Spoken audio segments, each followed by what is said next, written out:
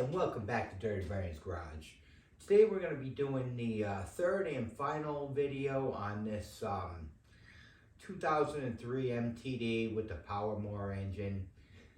I've been doing a little work on the side with it and everything and whatnot. But today we got to get this thing running, and it's just time. I'm sorry about the delay in videos. I think I may have mentioned earlier, I work at an Amazon location, and Christmas time is just crazy there with all the orders and whatnot. And it's just, there's a lot of nights I'll come out here in order to do a video. I may crack a beer, sit down for a minute, and that's the end of it. I just don't feel like doing anything. We're going crazy right now. Right now it's the day before Christmas Eve, so I'm just about at the end of the thing with this. But anyway, I'll show you where we're at with this thing right now.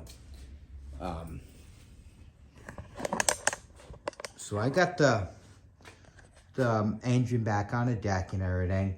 I said I wasn't gonna clean the deck up. I cleaned it up a little bit, but not, all that bad.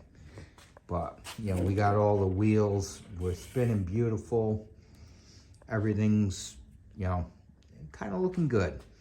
The blade was bent on the mower, so I ended up finding a different one, sharpened it up, threw it on there.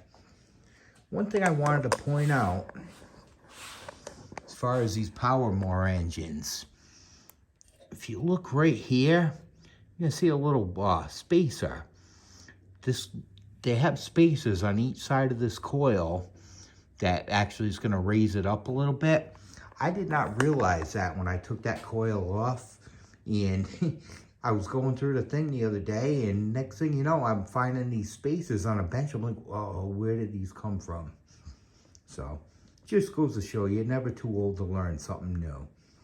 So, something you want to remember when you're taking one of these things apart. All right, now we're gonna get onto this carburetor deal. Now I got this thing pretty much cleaned up. Got a little bit of rust in the very bottom there.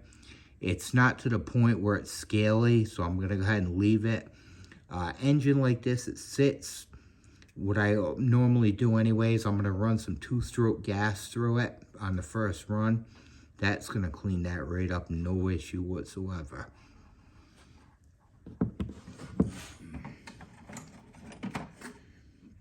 I also wanted to give a special thank you to subscriber Meg263 for pointing out that this was a powermore engine. I didn't even realize that. I actually have several of these engines here.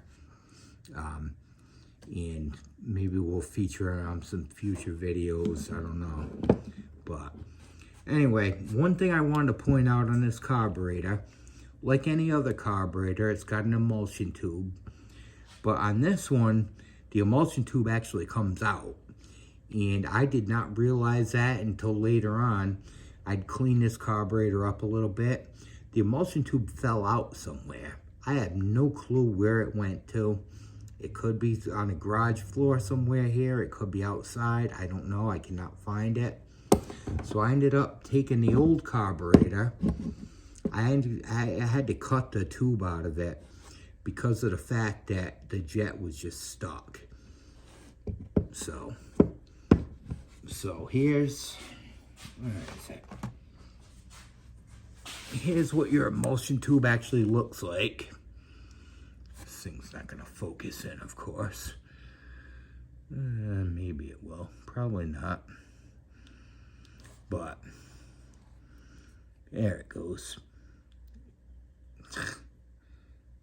You can see there's a series of small holes in there. I cleaned this up with the wire wheel, and I got to do this next. There's also a few small holes in here and everything.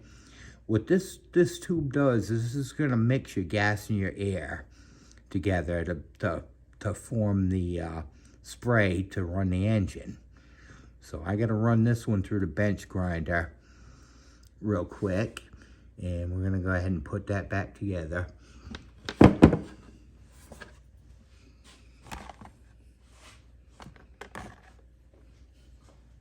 I got the float all cleaned up with the needle valve back in it. There's a little bit of staining on this float. As I said with the carburetor, same thing. The two-stroke gas is going to clean this thing right up. So that's no biggie.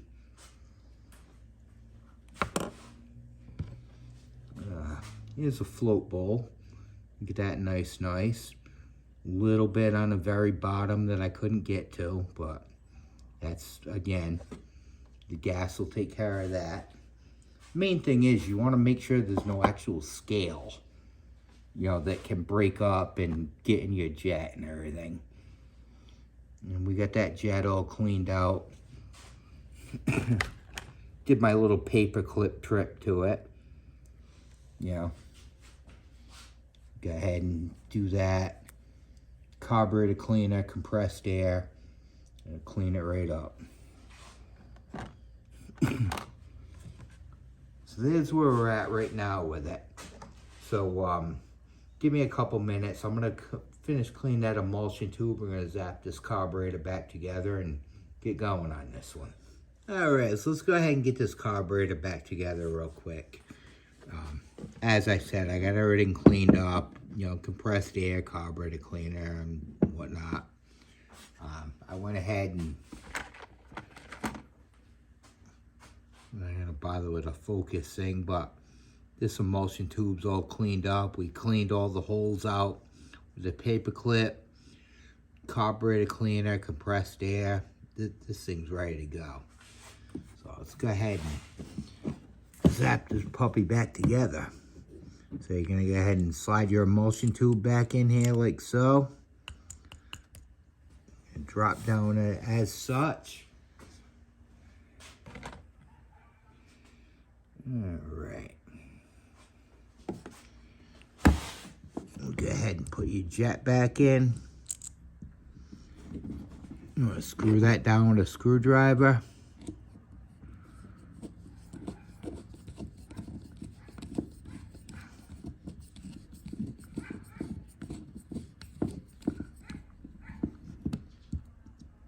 I throw a little tension on it. Don't go crazy with it because it is only a brass fitting and everything. So that's that. Then we'll go ahead and put the float back in.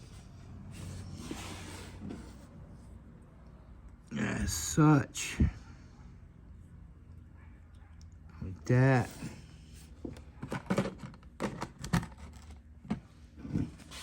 Put the pin back in it.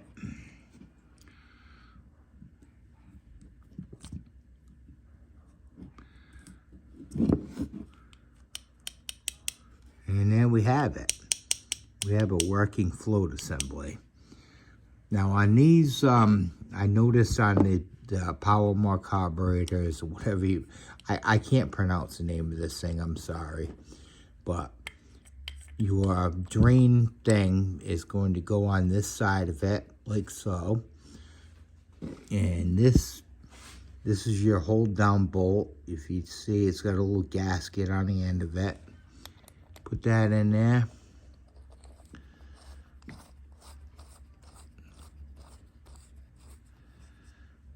And crank it down, 10 millimeter.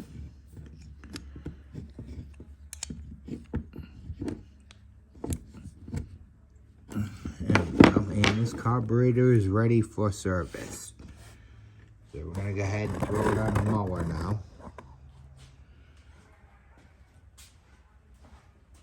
Hopefully this will come out good. All right.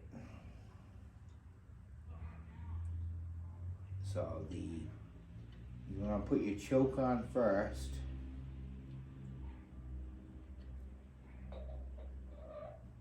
Set it on there just a tad.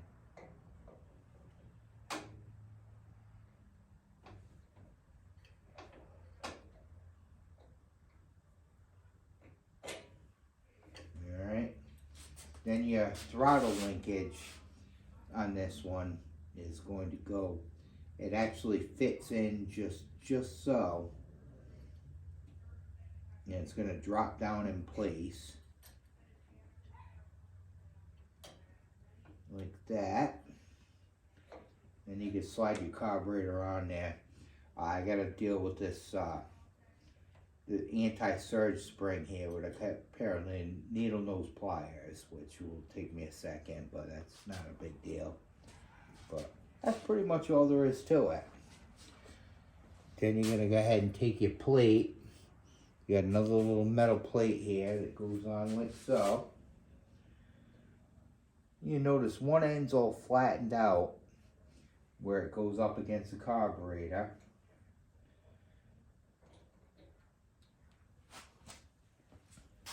And the other end's got a couple little, I don't know what you want to call them, in a gasket. But that's how that thing's going to sit, just like so. So that's pretty much all there is to it. I'm going to go ahead and start bolting this thing back together. Up next, we're going to go ahead and I'm going to run you through the pull starter because I have to replace a rope on it and everything. But that's pretty much it for now. And we'll be back shortly. We're going to hear this thing fire off here quick. Alright guys, let's go ahead and get down to the last part of this video. We got to get this thing done. It's actually later than it was last time. It's actually almost New Year's Eve now. Family obligations and whatnot and everything stalled this video once again. But hey, you know, they don't see me a lot during the warmer weather, so we gotta do what we gotta do. Anyway, I have, here's the pull starter. If you notice in the original video, the starter had a bunch of slack in the rope. The rope was older and everything. And so I just cut that right out of there. I took this pull starter and I actually took it apart earlier. Cleaned up the things so the pulls are actually working as they should. So now we just got to put a little tension on it. And I got a brand new rope right here. We're going to go ahead and put that on. Anyway, what I wanted to show you, what we're going to do, we're going to go ahead and pre-wind this thing a little bit. You got to get some tension on the spring in order for it to, so it'll retract the right way and everything. You notice right here, I put a marker on there to let me know where the string goes through. So we're gonna give it one more twist. That should be good right there. All right. And you're gonna take your, I just got some regular vice grips.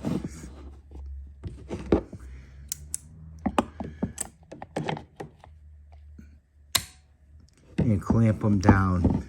You don't want to go too tight with these, but it's just enough to actually hold it to the point so you can set the rope in place.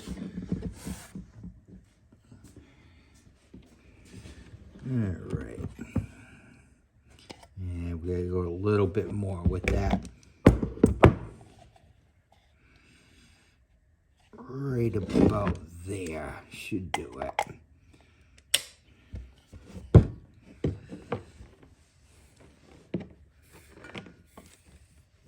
And snake the rope through there.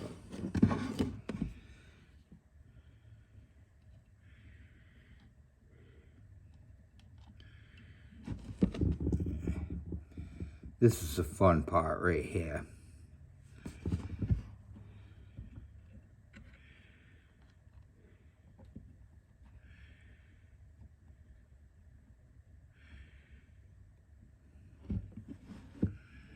There we go. All right, we got that. Give me a second. Let me find this stupid little mini screwdriver that I had. Right there. Go ahead and pull this up a little bit.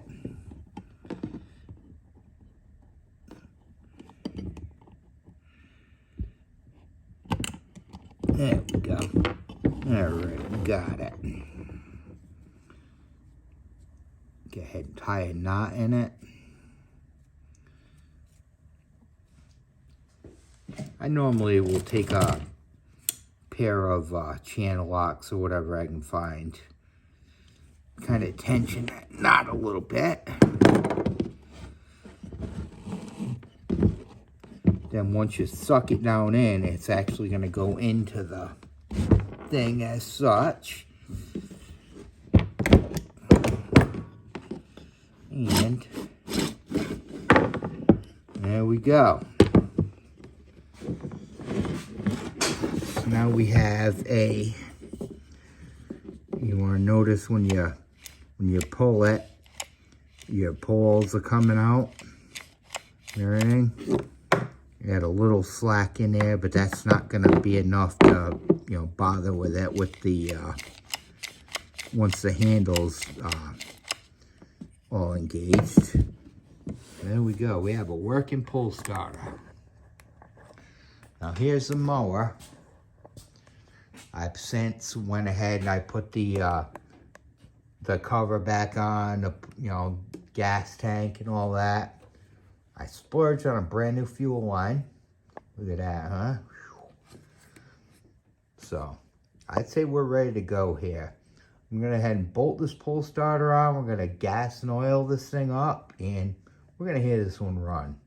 So, give me a few minutes here. I'm going to see out in either in the driveway or maybe in the garage. It's kind of freezing today, so give me a minute.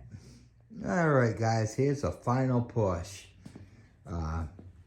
I got this thing back together. I am missing the breather cover and the air breather just because of the simple fact that I don't have the air breather with me. But, I mean, this mower's getting ready to hit 21 years old. And it's not the worst looking mower on earth. You know. But anyway, main thing is here, let's go ahead and see if this thing is actually going to run, because that's going to be the deciding factor in this. So, let's set you on the stand here.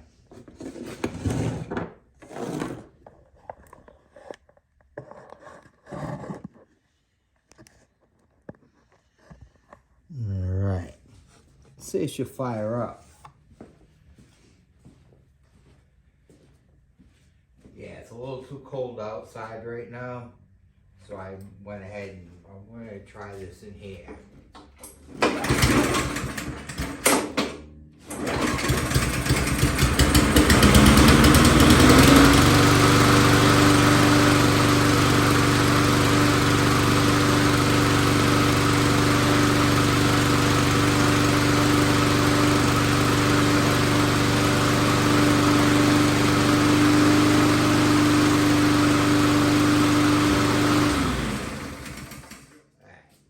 We're not going to run it too long.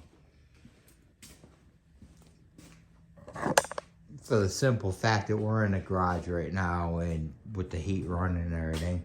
But it's going to be up to you. It's your call. Was this worth all the effort and everything doing this thing? To me it was, just because of the fact I had the parts motor and everything. But, you know, like I said, it's up to you. It is what it is, you know. I like saving old mowers. That's what it's all about for me. So, anyway, I hope you enjoyed this video, and like, comment, subscribe, and all that other good stuff. And I'll see you on the next one.